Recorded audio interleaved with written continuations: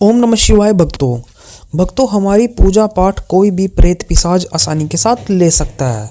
कोई भी प्रेत अगर हमारे अंदर है या हमारे घर के अंदर है तो वो आसानी के साथ हमारी पूजा पाठ को ग्रहण कर सकता है।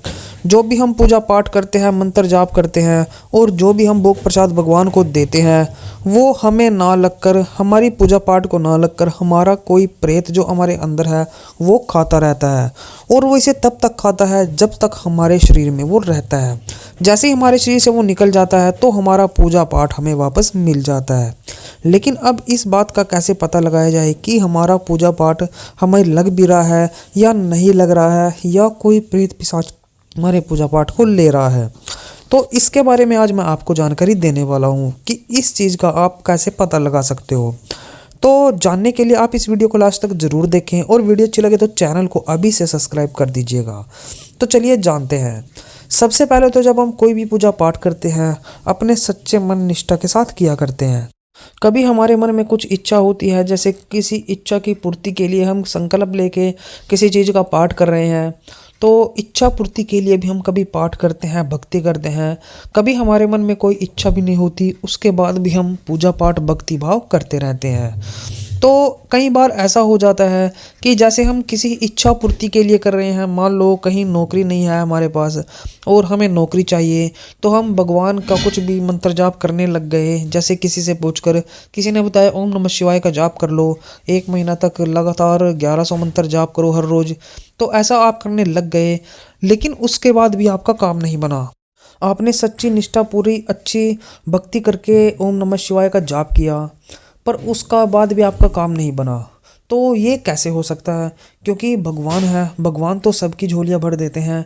आपने भी पूरी सच्ची निष्ठा के साथ भक्ति की, लेकिन आपको कुछ भी नहीं मिला। उसके बाद आप सोचते हो कि चलो ये नहीं, ये करके देखते हैं। मतलब आपने उसका जो 3 महीने का 6 लाख का संकल्प करके देख लिया कि अब मैं इस ओम नमः शिवाय का 6 लाख का जाप करूँगा, और उसके बाद भी आपको कुछ नहीं मिला। आपने सब कुछ पूरी सच्ची निष्ठा से किया, ब्राह्मण भोज भी कराया, हवन भी कर दिया, फिर उसके बाद भी आपको कोई फल नहीं मिला। तो ये क्या हो रहा है? आप तरह तरह के पंडितों पर जाते हो और वो भी ये बोलते हैं कि सब सही हो जाएगा, लेकिन सही कुछ भी नहीं हो पाता। तो ये होता है प्रेत पिशाच का चक्कर। तो अब आपके दिमाग में चल रहा होगा कि ये प्रेत पिशाच क्या भगवान से बड़े होते हैं, या फिर ये प्रेत पिशाच क्या हमारी भक्ति को ग्रहण कर लेते हैं? हमारी भक्ति की हुई हमारे ऊपर क्यों नहीं जाती? ये प्रेत कैसे ग्रहण कर लेते हैं? तो मैं आपको बताता हूँ। जैसे ये प्रेत होते हैं, ये सिर्फ 2 तत्वों से मिलकर बनते हैं, आकाश तत्व और वायु तत्व। और ये आकाश में घूमते रहते हैं।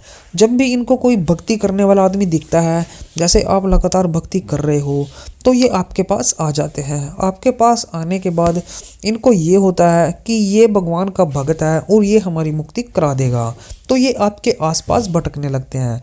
ये आपके अंदर नहीं आ पाएंगे, वो इसलिए क्योंकि आपके जो भक्ति है उससे एक आवरण आपके चारों तरफ तैयार होता है, जिसे हम ओरा कह देते हैं।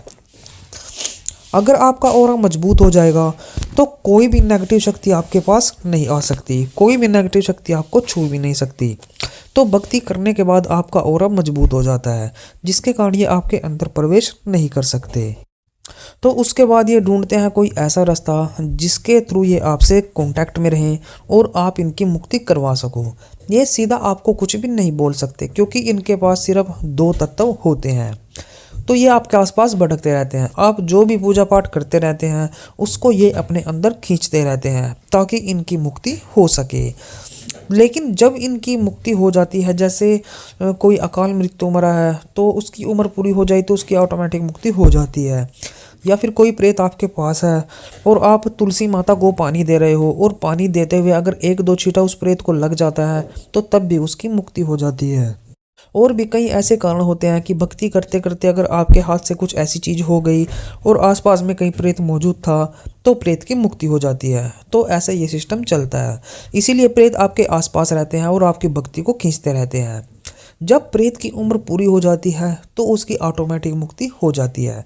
तब जो भी भक्ति आपने की हुई है वो आपको वापस मिल जाती है। ऐसा नहीं है कि आपको भक्ति नहीं मिलेगी, आपको भक्ति अपनी जितनी भी की हुई है सारी वापस मिल जाती है।